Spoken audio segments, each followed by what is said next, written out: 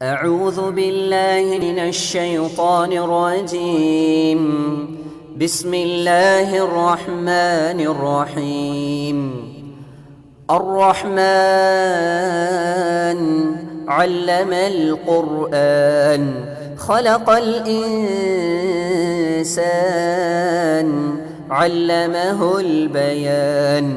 எல்லாம் அல்ல அல்லாஹுவின் நல்லடியார்களே, நம்மை நாமே பக்குவப்படுத்தி கொள்வதற்காக வேண்டி இந்த கொள்கையில் நீடித்து நிலைப்பதற்காக வேண்டி கொள்கை உறுதி என்ற அந்த தலைப்பின் கீழ் உங்களுக்கு மத்தியிலே கருத்துக்களை பகிர்வதற்கு இருக்கின்றேன்.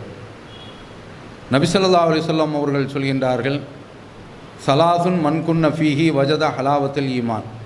3 விஷயங்கள், 3 அம்சங்கள் யாரிடத்தில் இருக்கின்றனவோ அவர்கள் ஈமானுடைய சுவையை அடைந்து கொள்வார்கள், அனுபவித்துக் கொள்வார்கள், அதனுடைய ருசியை அவர்கள் பெற்றுக்கொள்வார்கள் என்று நபி ஸல்லல்லாஹு அலைஹி வஸல்லம் அவர்கள் சொல்கின்றார்கள். அப்படி சொல்லிவிட்டு குறிப்பிடுகின்றார்கள், அன் யக்கூன அல்லாஹு வ ரசூலுஹு அஹப்ப இலைஹி மிம்மா சிவாகுமா. அல்லாஹும் அவனுடைய தூதரும் இந்த 2 பேரை காட்டிலும் அவருக்கு விருப்பத்துக்குரியவராக இருக்கக்கூடாது. இது முதல் அம்சம். 2வது அம்சம், வாயுஹிப்பல் மர்அ. ஒரு மனிதன் தன்னுடைய வாழ்க்கையில் இன்னொருவனை நேசிப்பான். அப்படி நேசிக்கின்ற பொழுது லா யுஹிப்புஹு இல்லா லில்லா. நேசிப்பதாக இருந்தால் அல்லாஹ்வுக்கு மட்டும் அவன் அந்த நேசத்தை அவனிடத்தில் கொள்ள வேண்டும். நேசிக்க வேண்டும் என்றால் அல்லாஹ்வுக்காக வேண்டி மட்டும் நேசிக்க வேண்டும். வாய் எக்ரஹ யஊத ஃபில் குஃப்ரி. ஒருவன் குஃபுருல தான் திரும்புவதை வெறுக்க வேண்டும். கமா எக்ரஹு அன் யுக்தஃப ஃபின்னார். நரகத்தில் தூக்கி போடுறதை எப்படி வெறுப்பானோ அதுபோன்று குஃபுரின் பக்கம் திரும்புவதை வெறுக்க வேண்டும். இந்த 3 அம்சங்கள் யாரிடத்தில் இருக்கின்றனவோ அவர்கள் ஈமானுடைய பலனை அனுபவித்து விட்டார்கள் என்று நபி ஸல்லல்லாஹு அலைஹி வஸல்லம் அவர்கள் சொல்கின்றார்கள். இந்த 3 செய்திகளுக்கு உள்ள 3 அம்சங்களுக்குள்ள நாமும் இந்த கொள்கை உறுதிப்பாட்டை பார்த்து கொள்வோம். நபி ஸல்லல்லாஹு அலைஹி வஸல்லம் அவர்கள் ஈமானுடைய சுவை என்று சொல்கின்ற பொழுது அல்லாஹ்வுடைய தூதர் குர்ஆனில் ஒரு வசனம் வருகின்றது, அந்த அடிப்படையில் இதை சொல்கின்றார்கள். அலம் தர கைஃப லரபல்லாஹு மசலன். அல்லாஹ் குர்ஆனில் ஒரு உதாரணத்தை ஆக்கியிருக்கின்றான், உங்களுக்கு தெரியவில்லையா? அலம் தர கைஃப லரபல்லாஹு மசலன் கலிமத்தன் ஷஜரத்தன் க ஷஜரத்தின் தய்யிபா. ஒரு நல்ல கொள்கைக்கு உதாரணம் நல்ல மரத்தை போன்றது என்று அல்லாஹ் தஆலா அந்த உதாரணத்தில் குறிப்பிட்டு சொல்கின்றான். அஸ்லுஹா சாபித்தும், அது பூமியில் நல்ல பதிந்து போயிருக்கின்றது, வேர் விட்டு இருக்கின்றது, வேறு நல்ல பிடிமானத்துடன் இருக்கின்றது. ஓ ஃபருஹா ஃபிஸ்ஸமா, அதனுடைய கிளை வானத்தை நோக்கி பரவி இருக்கின்றது. அப்படிப்பட்ட அந்த மரம்தான் தூத்தி உக்குலஹா குல்ல ஹீனின் பி இதின் ரப்பிகா. அதனுடைய பலன்களை எல்லா நேரத்திலும் இறைவனுடைய உத்தரவனுடைய அடிப்படையில் அது வழங்கி கொண்டிருக்கின்றது. ஓ யதுரிபுல்லாஹுல் அம்சால லின்னாசில் அல்லஹும் யததக்கரூன். மக்கள் விளங்கிக் கொள்வதற்காக வேண்டி இப்படிப்பட்ட உதாரணங்களை அல்லாஹ் தஆலா கூறுகின்றான் என்று சொல்லிவிட்டு, தீய கொள்கைக்குள்ள உதாரணம் ஒரு கெட்ட மரத்திற்கு உள்ள உதாரணத்தை போன்று அது பூமிக்கு மேலே தான் நிற்கும், அதனுடைய வேறு பூமியில் போய் பிடித்திருக்காது, நல்ல பதிந்து இருக்காது, என்று அதற்கு எந்த விதமான ஒரு உறுதிப்பாடும் இருக்காது என்று அல்லாஹ் தஆலா அந்த மரத்துக்கு ஒப்பிட்டு சொல்கின்றான். அந்த அடிப்படையில் நாம் கொண்டிருக்கக்கூடிய அந்த ஈமான் இருக்கின்றதே, தௌஹீத் என்ற அந்த கொள்கை, அது நம்மிடத்தில் பலனை தர வேண்டும். அப்படி பலன் தரக்கூடிய ஒரு கொள்கையை தான் நம்ம ஜமாஅத்து கொண்டிருக்கின்றது. இப்படிப்பட்ட ஒரு கொள்கையில் இருக்கக்கூடியவங்க வேறு எந்த ஒரு சித்தாந்தத்தின் பக்கமும் எந்த ஒரு கொள்கையின் பக்கமும் செல்ல வேண்டிய அவசியமே கிடையாது. இன்றைக்கு சமுதாயத்தில் நாம் பார்க்கின்றோம், கடந்த காலத்தில் இருந்து பார்க்கின்றோம், வரதட்சணை ஒழிப்பு என்ற ஒரு அம்சத்தை மட்டும் எடுத்துக்கொண்டு ஊரெங்கும் பிரச்சாரம் செய்தார்கள். பட்டிமன்றமெல்லாம் நடந்தது. அந்த பட்டிமன்றத்தில் பேசியவர்கள் வரதட்சணைக்காக வேண்டி மிகப்பெரிய குரல் கொடுத்தார்கள். பள்ளிவாசல் மேடைகளில் எல்லாம் வரதட்சணை பற்றிய முழக்கம் நடந்தது. ஆனால் அது மக்களிடத்தில் எடுபட்டதா, அது போய் சேர்ந்ததா, அது பலனளித்ததா என்று பார்க்கின்ற போது கிடையாது. ஆனால் எல்லாமல்ல அல்லாஹ்விற்கு புகழ் அனைத்தும். இந்த கொள்கை மக்களுக்கு மத்தியில் என்றைக்கு வேரூன்றியதோ அன்றிலிருந்து அதனுடைய பலனை கண்கூடாக காண முடிகின்றது. இதுவரைக்கும் திருமணத்தில், திருமண நிலைப்பாட்டில் இன்றைக்கு வரைக்கும் வரதட்சணை என்ற அந்த விஷயத்தில் மக்களிடத்தில் ஒரு தளர்வு இல்லை என்பதை நாம் பார்க்க முடிகின்றது. இது மாதிரியான விஷயங்கள், நன்மைகள் தலைக்க வேண்டுமென்றால், நன்மைகள் முளைக்க வேண்டுமென்றால், அது நிலைக்க வேண்டுமென்றால் அதற்கு ஒரே ஒரு வழி, இந்த ஏகத்துவ கொள்கை உள்ளே போய் சேர வேண்டும். அப்படி சேர்ந்து விட்டால், நாம் இன்றைக்கு பார்க்கிறோம், பெருநாட்களில் ஹுத்பா நடைபெற்று கொண்டு இருக்கும். அப்போதே உட்கார்ந்து பேசி கொண்டிருப்பார்கள், இன்றைக்கு என்ன படத்திற்கு போக வேண்டும் என்று. அவர் துவா ஒதுக்கிட்டு இருப்பார், அரபில் பிரச்சாரம் செய்து கொண்டிருப்பார். ஆனால் இன்றைக்கு என்ன மாற்றம், எப்படிப்பட்ட ஒரு நிலை ஏற்பட்டு இருக்கின்றது? இன்றைக்கு இளைஞர்கள் நம்முடைய பள்ளிவாசலை எடுத்துக்கொண்டால் அல்லாஹ் அவர்களுக்கெல்லாம் அருள் செய்ய வேண்டும். எவ்வளோ பெரிய உழைப்பை செய்திருக்கின்றார்கள். அது ஆடு மாடு இந்த இரத்தத்திலேயே கிடந்து புரண்டதாவது ஒரு பெருநாள் இன்றைக்கு நீ பார்க்குறோம் இல்லை என்ன நடக்குது. அதாவது பெருநாள் பிறப்பதற்கு முந்தைய வருவதற்கு முன்னாலேயே தலகுப்புற நிற்கிறான். அதனுடைய விளைவு என்னன்னு பார்த்தா, அதாவது ஒரு செம்மறி ஆடு மந்த வருகின்றது, அவன் தெரியாமல் உள்ளுக்குள்ளே வந்துட்டான். வந்ததனுடைய விளைவு நான் தான் செம்மறி ஆடு இருக்கின்றதே, அது ஒரு ஆடு ஒரு பக்கம் சாடி விட்டுறது என்றால் மற்ற ஆடுகள் அப்படியே சாடிடும். அதை மேய்க்கிறக்கூடியவனுடைய பாடு இருக்கின்றது பெரும்பாடு. சாதாரணமான ஒரு விஷயம் கிடையாது. அவன் உள்ளே வந்துட்டான். அப்படி வந்தவனை பிடிச்சி மிரட்டி அந்த ஆடுகள் அங்கங்கு சாட 63 ஆடுகள் அந்த இடத்திலேயே பலியாயிருக்கின்றன. தருதலைகளாக, நல்ல தலைமுறையினாக உருவெடுக்க வேண்டிய இளைஞர்கள் இன்றைக்கு தருதலைகளாக இன்றைக்கு வளர்ந்து கொண்டு இருக்கின்றார்கள். அதை நம்ம பார்க்கிறோம். 63 ஆடுகள் என்றால் எவ்வளோ? 3 லட்சம் 4 லட்சம். எங்கே போவான் அந்த இடையன்? அவனுக்குள்ள நிலைமை என்ன? அப்போ இந்த மாதிரியான ஒரு நிலையில் போய்கிட்டு இருக்கிறாங்க. அப்போ இந்த மாதிரியான ஒரு கூட்டத்தை இன்றைக்கும் நாம் பார்த்துக்கிட்டு இருக்கோம். இதற்கு இடையில் இளைஞர்கள் இந்த பள்ளிவாசலில் உட்கார்ந்து நடிகர்களுக்கு பின்னால் போனவங்க, நடிகைகளுக்கு பின்னால் போனவங்க இன்றைக்கு இது மாதிரியான ஒரு கொள்கையில் வந்து உட்கார்ந்து இருக்கின்றார்கள் என்றால் அவர்களுடைய உள்ளத்தில் உட்கார்ந்திருப்பது இந்த ஏகத்துவ கொள்கை. அதனால தான் இந்த பலனை நாம் அறுவடை செய்ய முடிகின்றது. அதனால தான் இந்த பலனை நாம் பார்க்க முடிகின்றது. அப்போ இந்த கொள்கை தான் ஒருவருடைய உள்ளத்தில் முதலில் அமர வேண்டும், அதுதான் பதிய வேண்டும். அப்போது மீதி எல்லா விதமான நன்மைகளும் அங்கு விளைந்துவிடும். இது மாதிரியான ஒரு தலைமுறையை காக்க வேண்டிய ஒரு பொறுப்பு தௌஹீத் ஜமாத்தில் இருக்கின்றது. ஆனால் தௌஹீத் ஜமாத்தில் உள்ளவர்களே ஒரு குறிப்பிட்ட தலைப்பின் கீழ் உள்ள ஒரு சில விஷயங்களில் உள்ளே போய் அதில் அப்படியே காந்தமாக ஈர்க்கப்பட்டு இன்றைக்கு இந்த கொள்கையின் பக்கம் அவர்கள் நெருங்கி வர காணும். இந்த கொள்கையினுடைய இந்த கதகதப்புல இருந்து, இந்த கொள்கையினுடைய வெதுவெதுப்பில் இருந்து யார் சற்று விலகின்றார்களோ அவ்வளவுதான். ஒரு ஜான் இறங்கிவிட்டால் போதும், ஒரு முழம் தருவார்கள், மொற்றமாக போய்விடுவார்கள். அந்த நிலையை பார்த்து கொண்டிருக்கின்றோம். அப்படிப்பட்ட ஒரு நிலை இருக்கக்கூடாது. அழகான ஒரு கொள்கை, கஷஜரத்தின் தையிபா, அழகிய மரத்தை போன்றது. இது அழகான பலன்களை இது கொடுக்கின்றது. அல்லாஹும் அவனுடைய தூதரும் நமக்கு விருப்பத்திற்குரியவர்களாக இருந்தால் உலகத்தில் உள்ள அனைத்தையும் விட, பெற்ற தகப்பனை விட, பெற்ற தாயை விட, சொந்த வீட்டை விட நெருக்கமானவர்களாக இருந்தால், விருப்பமானவர்களாக இருந்தால் போதும். உங்களுக்கு தெரியும் பிரிட்டிஷனுடைய வரலாறு பல கட்டங்களில் நான் சொல்லியிருக்கிறேன். 8ஆம் எட்வர்டு அவர் சிம்சன் என்ற ஒரு பெண்ணை காதலிக்கிறார். மதரி அடிப்படையில், அவங்களுடைய ஆட்சி அடிப்படையில் அப்படி காதலித்தால் அவர் சிம்மாசனத்தை துறக்கணும். அவருக்கு முன்னால் சாய்ஸ் வைக்கப்படுகின்றது. சிம்மாசனம் வேண்டுமா அல்லது சிம்சன் வேண்டுமா என்று வைக்கின்ற பொழுது ஆட்சி பொறுப்பு என்பது சாதாரணமான ஒரு விஷயமா? எவ்வளோ பெரிய ஒரு பாக்கியம். அவர் எனக்கு சிம்சன் தான் வேண்டும், சிம்மாசனம் வேண்டாம் என்று போய்விட்டு பதவியை விட்டு விலகி போய்விடுகின்றார். பார்க்குறோமா இல்லையா? ஒரு மனிதனுக்கு ரசூலுல்லாஹ் இந்த விருப்பத்தை ஏன் சொல்கிறாங்கன்னா, விருப்பம் ஒரு மனிதனிடத்தில் குடிகொண்டு விட்டால் செயல் அவனிடத்தில் தானாக வந்துவிடும். பிரியம் என்று ஒன்று இருந்துவிட்டால் செயல்பாடு தானாக வந்துவிடும், ஏக்கம் தானாக வந்துவிடும், அதில் கஷ்டமே இருக்காது. அதனால தானே பார்க்குறோம், ஒரு பெண்ணை காதலிச்சதுனால, அதே போல் ஒரு பெண்ணு ஒரு ஆணை காதலிச்சதுனால அந்த குடும்பத்தில் தன்னை வளர்த்த தாய் தந்தையர்களை அப்படியே அம்போ என்று விட்டு விட்டு செல்லக்கூடிய காட்சியை பார்க்குறோமா இல்லையா? ஏன் வருது இந்த பிரியம்? நபித்தோழர்கள் அன்றைக்கு ஹிஜ்ரத் செய்தாங்களே, என்ன காரணம்? ஐயக்கூனல்லாஹு வ ரசூலுஹு அஹப்ப இலை, அல்லாஹும் அவனுடைய தூதரும் அவரிடத்தில் மிகப்பெரிய ஒரு நேசத்திற்குரிய பொருளாக இருக்க வேண்டும் என்று சொன்னதின் காரணத்தினால். கொஞ்சம் நினைச்சு பாருங்க, நம்ம ஊரில் உள்ள இந்த வீடுகள் எத்தனை லட்சம் பெறும்? அந்த மாதிரியான அளவில் உள்ள அந்த வீடுகள், வசதிகள், வாய்ப்புகள் அத்தனையும் விட்டு கிடையாது, விட்டு அகதிகளாக போறதாக இருந்தால் எப்படி இருக்கும் நினைச்சு பாருங்க. விட்டு போனாங்களா இல்லையா?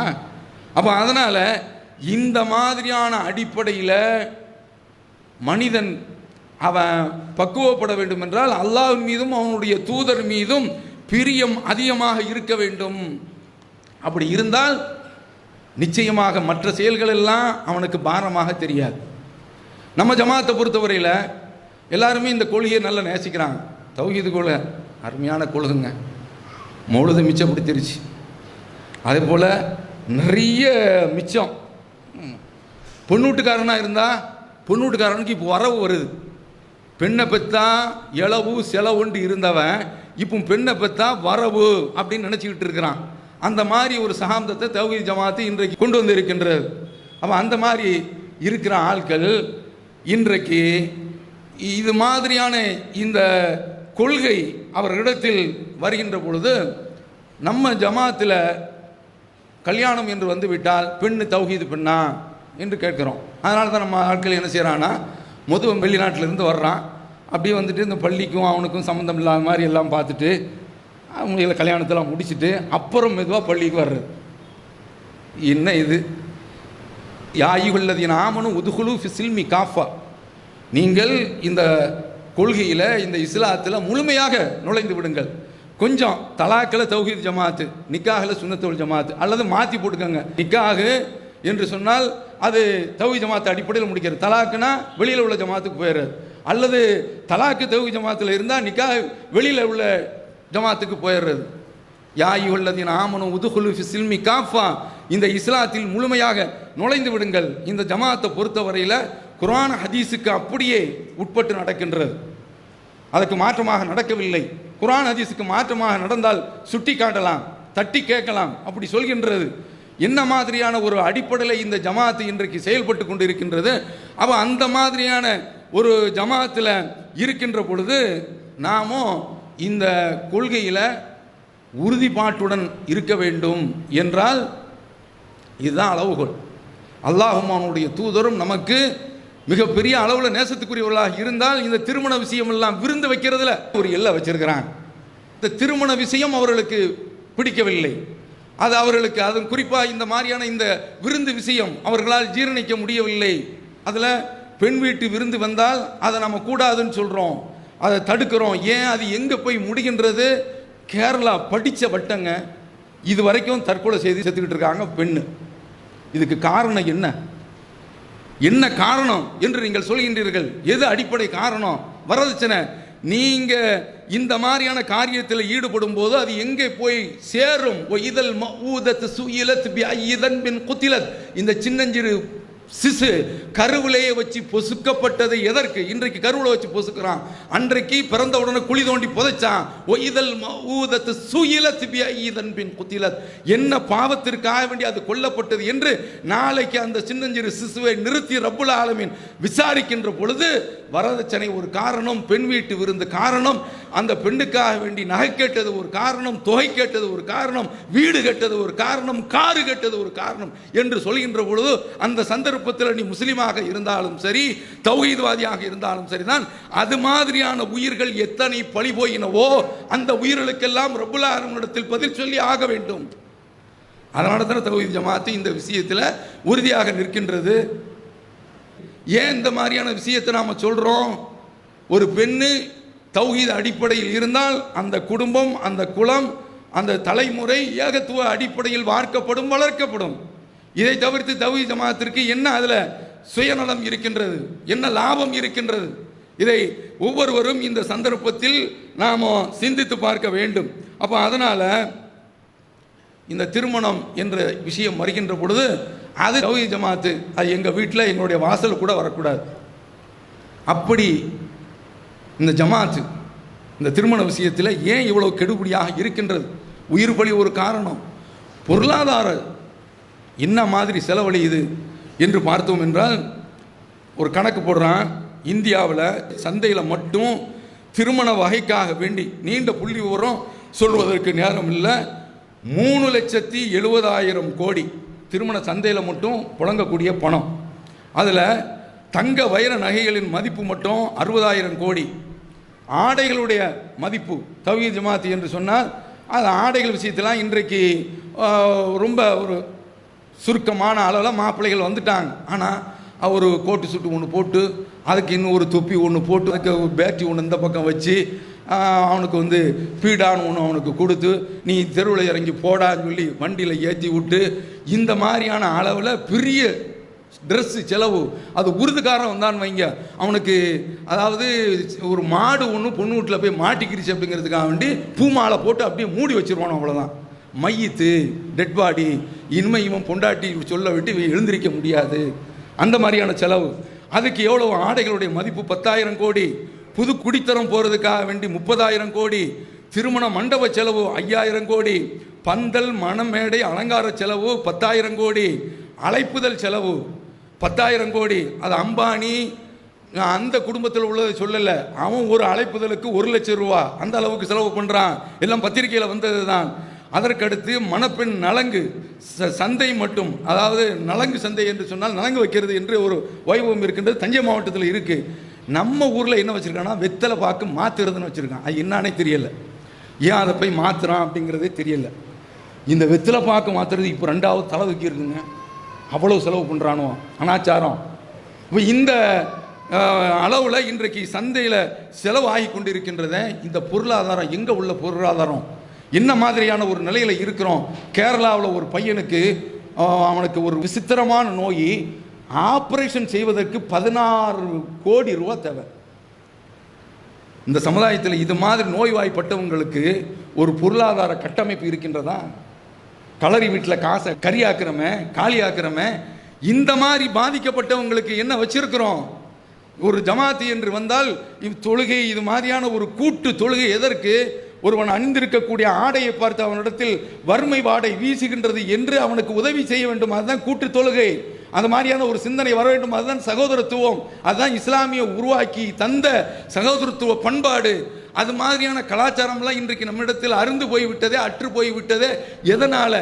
இற்று போய்விட்டதே, செத்து போய்விட்டதே. எதனால்? நினச்சி பாருங்க. அப்போ இந்த மாதிரியான அளவில் இந்த செலவு மிகப்பெரிய அளவில் திருமண பந்தலில் போய் சேர்கின்றது. அதனால தான் தௌஹீத் ஜமாத்து நீ சாப்பாடு வைக்கணும், அது நல்ல அழகான முறையில் ஒரு விளக்கம் சொல்கிறாங்க. சொந்த பந்தங்களை அரவணைக்கணும் இல்லைங்க, சொந்த என்ன மாதிரியான அந்த சிலத்துர் ரகமும், அதாவது சொந்த பந்தங்களை அரவணைக்கக்கூடிய ஒரு பாசம். ஏண்டா இந்த கலரி வீட்டில் தான் வந்து சேருதா? நீ அரவணைக்க நினச்சா ஒரு நாளைக்கு சும்மா கூப்பிடு, ஒரு வெள்ளிக்கிழமைக்கு கறியை ஆக்கி வச்சு கூப்பிட்டு வந்து சாப்பிடு அப்படின்னு சொல்லுங்க, உறவு இன்னும் கொஞ்சம் வலுப்படும். நல்ல அழகான முறையில் கூப்பிட்டு கொடு, உறவை இப்படி ஆதரி. இந்த மாதிரி இதில் என்ன ஆகுனா ஏழைகள் அதை மாதிரி நீ ஒரு 10 லட்ச ரூபா செலவு பண்ணால் ஏழைகள் அதை மாதிரி கடன் வாங்கி செலவு பண்ணுறான். அதனால தான் ரசூலுல்லாஹி ஸல்லல்லாஹு அலைஹி வஸல்லம் அவர்கள் இன்ன ஆலம நிக்காஹி பரக்கா ஐஸருஹுனா, திருமணத்தில் இறை திருப்திக்கு பாத்தியப்பட்ட ஒரு திருமணம் எது தெரியுமா? எந்த திருமணத்தில் செலவு ரொம்ப சிக்கனமாக இருக்கிறதோ அந்த திருமணம்.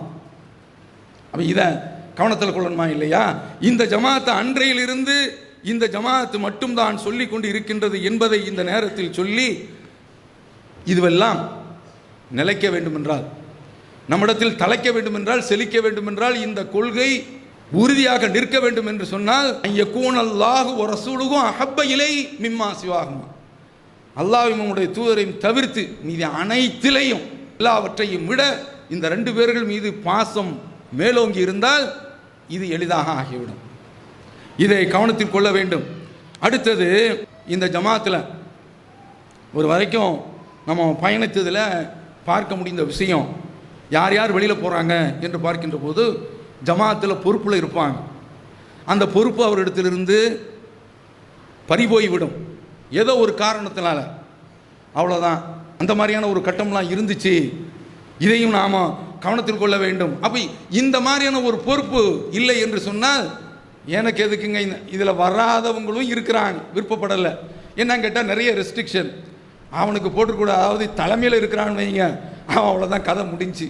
அவன் ஹஜ்ஜிக்காக வேண்டி எந்த ஒரு ஹஜ்ஜினுடைய பேரில் ட்ராவல்ஸ் எதுவும் நடத்த முடியாது. அதை போல் அவன் ரியல் எஸ்டேட்டு அதுவும் பண்ண முடியாது. இப்படி நிறைய தடைகள் போட்டு வச்சிருக்கு. இதுக்கெல்லாம் நிறைய காரணங்கள் இருக்குது. ஏன்னா ஒரு ரியல் எஸ்டேட் அவன் என்ன சொல்லுவான் தெரியுமா, பைபாஸ் ரோட்டுக்கு பக்கத்தில் இருக்கு அப்படிமா. எல்லா ரியல் எஸ்டேட்காரன்ட்டே இருக்குது. ஆனால் அங்கேருந்து ஜீப்பில் ஏற்றிட்டு போகுமான்னு தெரியும், 6-7 கிலோமீட்டர் இருக்கும், அவ்வளோதான். இது ரியல் எஸ்டேட்டில் உள்ளது. அப்போ என்ன, இதை பார்த்துட்டு ஒருத்தன் இதுக்கு வரக்கூடாது, அவன் போயிடக்கூடாது. அதற்காக வேண்டி தான் இந்த மாதிரியான ஒரு கட்டுப்பாடுகள் எல்லாம் போட்டு வச்சிருக்குது. எந்த ஜமாத்தில் இந்த மாதிரி இருக்குது அதை நீங்கள் கவனத்தில் வைங்க. அப்போ என்னன்னு கேட்டால் ஒரு பொறுப்பு இல்லையா, வேண்டாம். கட்டத்தில் ரெண்டாவது நமக்கு பொறுப்பு வரத்தானே செய்யும் அப்படின்னு கூட எதிர்பார்க்கறது இல்லை. அப்படி எதிர்பார்க்கக்கூடாது, போயிடறாங்க. இதையும் நம்ம பார்க்கின்றோம். அதை போல் ஜமாத்தில் ஒரு வழக்கு தீர்ப்பளிக்கிறாங்கன்னா அந்த தீர்ப்பு, அதனால் இந்த கொள்கையை விட்டு நான் போனால் சிதைந்து போய்விடுவேன், இதை தவிர்த்து வேறு எந்த காரணமும் கிடையாது. அல்லாஹ்வுடைய கிருபையினால் இந்த ஜமாத்து பல கட்டுப்பாடுகளை போட்டு வச்சிருக்கின்றது. நீங்கள் எந்த ஜமாத்திலாவது சொல்லுங்கள், ஒரு இமாமோ அல்லது ஒரு தாயியோ ஒரு பெண்ணிடத்தில் தனிமையில் இருந்தால் என்றால் அவர் விபச்சாரம் செய்திருக்க வேண்டும், கல்லெறிந்து கொள்ள வேண்டும் என்ற அளவிற்குள்ள குற்றமாக இருக்க வேண்டிய அவசியம் இல்லை. தனிமையில் இருந்தால் போதும், அவர் 5 வருஷத்துக்கு மீண்டும் தாவாவிலையும் ஈடுபட முடியாது, நிர்வாக பொறுப்புலையும் வர முடியாது. இது மாநில தலைமைக்கு கிடையாது. மாநில தலைமையில் என்ன தெரியுமா, அப்படி ஏதாவது தனிமையில் ஒரு பெண்ணோடு உட்கார்ந்து கொண்டால் ஆயுளுக்கும் வர முடியாது. இப்படியெல்லாம் ஒரு சட்டத்தை போட்டு வச்சிருக்குத எதுக்கு? இந்த கொள்கையின்பால் மக்கள் வர வேண்டும், இந்த கொள்கை மேலோங்கி வளர வேண்டும் என்பதை தவிர்த்து வேறு எந்த ஒரு காரணமும் இல்லை என்பதை இந்த நேரத்தில் நாம் தெரிந்து கொள்ள வேண்டும். அப்போ அதனால் அருமை சகோதரர்களே, இந்த கொள்கையில் நாம் இருக்கின்றோம் என்றால் இதை விளங்கி இருக்க வேண்டும். ஒரு குறிப்பிட்ட பகுதி தான் எனக்கு பிடிக்கும், இது சூப்பர் மார்க்கெட் கிடையாது. இஸ்லாம் என்ற சூப்பர் மார்க்கெட்டில் நுழைந்தால் யா அய்யுஹல்லதீன ஆமனு உதுகுலு ஃபிஸ்ஸில்மி காஃபா, இதில் உள்ள எல்லா பொருளையும் நீங்கள் அனுபவித்தாக ஆக வேண்டும். எல்லாத்தையும் அனுபவிச்சுக்க. உனக்கு விருப்பம் இருக்கலாம், விருப்பம் இருக்கலாம். ஒரு பெண்ணு, அந்த பெண்ணு எனக்கு வேணும்னு நினைக்கிற, அப்படி நினைக்கின்ற பொழுது அந்த பெண்ணு மார்க்க அடிப்படையில் இருக்கணும். ஷிர்க்கு வைக்கக்கூடியவளாக இருந்தால் கிடையாது சொல்கின்றது. அப்போ இந்த மாதிரியான அடிப்படையில் இருந்தால்தான் அல்லாஹும் அவனுடைய தூதரும் நம்மிடத்தில் மேலோங்கி இருக்கின்றார்கள் என்ற அர்த்தம். அதற்கடுத்து வாயுஹிப்பல் மர்அ லா யுஹிப்புஹு இல்லா லில்லாஹ், ஒருவரை நேசிக்க வேண்டும் என்றால் அல்லாஹ்வுக்காக வேண்டி தான் நேசிக்க வேண்டும். ஒருவர் நம்ம இடத்துல பழகிறாரு, அவரே நமக்கு தௌஹீது போதிச்சிருக்கிறாரு, அந்த கொள்கையை ஏற்று போயிருக்கிறோம், அவர் மார்க்கத்தை விட்டு தடம் புரண்டு போகிறாரு, அல்லது மார்க்கம் சொல்லியிருக்கக்கூடிய தடை செய்த ஒரு காரியத்தை செய்திருக்கிறார், அந்த அது என்ன தடை என்று உள்ளே போக வேண்டிய அவசியம் இல்லை. அப்போது என்ன வரணும் தெரியுமா, இவரை இவ்வளவு நாளும் நேசித்தது, இவரிடத்தில் இவ்வளவு நாளும் காதல் கொண்டது, அன்பு கொண்டது, இவர் அல்லாஹ்வுடைய மார்க்கத்தில் உறுதியாக இருக்கிறார் என்ற அடிப்படையில் அதை விட்டு வெளியே போயிட்டாரா, நீ தேவையில்லையா, எனக்கு அல்லாஹும் அவனுடைய தூதரும் தான் வேண்டும் என்ற அடிப்படையில் நாமோ அந்த நட்பை தியாகம் செய்துவிட வேண்டும். இது 2வது அம்சம். அடுத்தது அதே அந்த ஹதீஸில் ஒருவரை அல்லாஹ்வுக்காக வேண்டி தான் நேசிக்க வேண்டும் என்று பார்த்தோம் இல்லை, அதில் இப்ராஹிம் அலைஹிஸ்ஸலாமை பாருங்கள், அவங்க வாப்பாவை பார்த்து சொல்கிறாங்க, நீங்கள் இந்த இஸ்லாத்தை, மகன் வாப்பாட்ட சொல்கிறாரு நீங்கள் இஸ்லாத்துக்கு வந்துருங்க அப்படிங்கிறாங்க. மாட்டேன் அப்படிங்கிறார், கல்லால் எரிஞ்சு கொள்வோம் அப்படிங்கிறாங்க. சலாமுன் அலைக், உங்கள் மீது சலாம் உண்டாகட்டும், அஸ்தக்ஃபிருலக், உங்களுக்காக வேண்டிய அல்லாஹ்விடத்தில் நான் பாவ மன்னிப்பு தேடுவேன் என்று சொல்கின்றார். ஆனால் அவர் குஃப்ரில் போயிட்டாரு. என்னாச்சு? அல்லாஹ் சொல்கிறான், ஒமாக்கான இஸ்திக்ஃபரா ஒரு இப்ராஹிம் அலி அபீஹி, இப்ராஹிம் தன்னுடைய தந்தைக்காக வேண்டி பாவ மன்னிப்பு தேடுவேன் என்று சொன்னார். அது எந்த அடிப்படையில் தெரியுமா, இல்லான் மௌஇதத்தின் வாதா ஐயா, அவருக்கு கொடுத்த ஒரு வாக்குறுதியினுடைய அடிப்படையில் தான். இஸ்லாத்திற்கே வரவில்லை, ஏகத்துவத்தை ஏற்கவில்லை என்று தெரிந்தவுடனே ஃபலம்மா தபய்யனலஹு அன்னஹு அதுவும் இல்லா, அல்லாஹ்விற்கு விரோதி என்று சொன்ன உடனே தபர்ரா மின், அதை விட்டு விலகிவிட்டார் என்று சொல்லிவிட்டு, இது ரொம்ப உச்சமான கட்டங்க. ஒரு தந்தை ஏகத்துவத்திற்கு வரலனா அந்த மகனுக்கு ஏற்பட்டிருக்கக்கூடிய பாதிப்பை வார்த்தையில் வர்ணிக்க முடியாது. ஃபலம்மா தபய்யன லஹு அன்னஹு அதுவுல்லாஹ், அவர் அல்லாஹ்விற்கு விரோதி என்று தெரிந்தவுடனே அவரை விட்டு விலகி விட்டார். இன்ன இப்ராஹீம லஅவ்வாஹுன் ஹலீம், பொறுமை மிக்கவர், உருகக்கூடியவர் என்று அல்லாஹ் சொல்கின்றான். என்றால் இந்த மாதிரியான ஒரு கொள்கை, உறுதிப்பாடு, நேசம் நம்மிடத்தில் வர வேண்டும். அல்லாஹ்வுடைய தூதர் தன்னுடைய தாயாருடைய கபூரில் போய் நின்று அனுமதி கேட்குறாங்க. இஸ்தாதன் துரப்பி அஸ்தக்ஃபிரலி உம்மி, என்னுடைய தாய்க்காக வேண்டி பாவமன்னிப்பு தேடுவதற்காக வேண்டி அனுமதி கேட்டேன். ஃபலம் யஸல்லி, எனக்கு அவன் அனுமதி கொடுக்கவில்லை. நான் அதற்கு பிறகு ஜியாரத்து வேண்டும் என்று கேட்டேன், அதற்கு எனக்கு அனுமதி தந்தான். கபர் சந்திக்கிறதுக்கு அனுமதி இருக்கின்றது. காரணம் என்ன? இதே இப்ராஹிம் இஸ்லாம் அவருடைய அடிப்படையில் தான் தன்னுடைய தாயாருக்கு துவா செய்ய முடியல. பார்க்குறோமா இல்லையா? அப்போ இந்த அடிப்படையில் நாமும் இந்த கொள்கை விஷயத்தில் உறுதியாக இருக்க வேண்டும் என்று கேட்டுக்கொண்டு, இறுதியாக அந்த ஹதீஸினுடைய கடைசி பகுதி, வாய் எக்ரஹ ஐ யஊதாலல் குஃபுர் கமா எக்ரஹு ஐ யுக்தஃப ஃபின்னார், குஃபுருக்கு போகிறத எப்படி வெறுக்க வேண்டும் என்று சொன்னால், எப்படி நெருப்பில் தூக்கி போட்டால் வெறுப்பானோ அது மாதிரி வெறுக்க வேண்டும். பார்க்குறோமா இல்லையா? பாருங்க, அபு சுஃபியான்ட்ட ஹிர்கல் மன்னர் கேட்குறார், ஷாமுடைய ஆட்சியாளர், உங்கள் கொள்கையில் வந்த பிறகு, இஸ்லாத்தை ஏற்றுக்கொண்ட பிறகு, சக்தத்தல் தீனிகி, மார்க்கத்தை வெறுத்து யாராவது வெளியில் போயிருக்காங்களா என்று கேட்கின்ற பொழுது அவர் சொல்கிறாரு, கிடையவே கிடையாது. இதுதான் அதுக்கு உதாரணம். ஹுதைபியா உடன்படிக்கையில் அபு ஜந்தல் அப்படியே சங்கிலியோடு பிணைக்கப்பட்டு வருகின்றார், அடித்து துவைக்கப்படுகின்றார். அவர் ரசூலுல்லாஹ் அவர் பார்த்து இறக்கப்பட்டு அவர் விட்டுருங்கப்பா அப்படிங்கிறாங்க. அவங்க சொல்கிறாங்க, இல்லை அவர் எங்கள்கிட்ட திரும்ப தரணும் அப்படிங்கிறாங்க. பேசி தான் இருக்கிறாங்க, ஒப்பந்தம் கையெழுத்து ஆகலையே அப்படிங்கிறாங்க. முடியாது, தர முடியாது என்று சொன்ன உடனே அவர் கதறாரு, என் நிலையை பாருங்க அப்படின்னு சொன்ன உடனே உமர் ரலியல்லாஹு அன்ஹு அவர்கள் கொந்தளிப்பினுடைய கொதிப்பினுடைய உச்சத்திற்கே போய் விடுகின்றார்கள். அந்த அபு சுஃபியான் ஹிர்கல் கேட்டார்ல, இப்படி அல்லாஹ்வுடைய தூதர் இப்போது என்ன செய்யறாங்கன்னா, சரியா என்னுடைய இந்த அபு ஜந்தல் என்பவனுடைய உடற்கூட்டை நீங்கள் மேய்ந்து அவரை அடித்து துவம்சம் செய்யலாம், அவருடைய உள்ளத்தினுடைய அந்த கொள்கை கோட்டையை உங்களால் உடைக்க முடியாது என்று சொன்னார்களே, அந்த கருத்து அதில் அடங்கியிருந்தது. அபு ஜந்தல் அங்கே தான் திரும்ப அனுப்பப்பட்டார் மக்காவிற்கு. ஆனால் இவ்வளவு பெரிய ஒரு சோதனை ஏற்பட்டும் அந்த கொள்கையில் இருந்து அவர் தடம் பொருளவில்லை. அதனால தான் அந்த அபு சுஃபியான் இடத்துல அவர் கேட்டார், எப்படி எந்த அளவிற்கு இந்த கொள்கை உள்ளத்தில் போய் பதிகின்றது. அல்லாஹ் சொல்றான்ல, ஈமான் கொண்டவர்களுடைய உள்ளத்தை அல்லாஹ் தஆலா இந்த உலகத்திலும் மறு உலகத்திலும் உறுதிப்படுத்துகின்றான். அந்த மாதிரியான ஒரு உறுதிப்பாடு ஏற்பட்டு விடுகின்றது. அப்போ அதனால இந்த அடிப்படையில் நாமோ இந்த கொள்கையில் உறுதியாக இருக்க வேண்டும். இந்த 3 அம்சங்கள் நம் இடத்தில் இருந்தால், ஒன்று அல்லாஹ்விற்காக வேண்டும், அவனுடைய தூதருக்காக வேண்டியும், ஆனால் அத்தனை பேரையும், அதாவது அவர்கள் தீமையில் இருந்தால் அவர்களை விட்டு விலகி விடுவது, அல்லாஹ்வும் அவனுடைய தூதருடைய நேசம்தான் நமக்கு மேலாக தெரிய வேண்டும். ஒருவரை நேசிக்க வேண்டும் என்றால் அல்லாஹ்விற்காக வேண்டி நேசிக்க வேண்டும். சத்திய கொள்கையிலிருந்து வெளியே போகிறது அது எப்படி இருக்க வேண்டும் என்றால், நெருப்பில் நம்மை தூக்கி போடுவது போன்று இருக்க வேண்டும். இந்த அடிப்படையில் கொள்கை உறுதிப்பாட்டில் நாம் பயணிப்போமாக, அதிலேயே மரணிப்போமாக.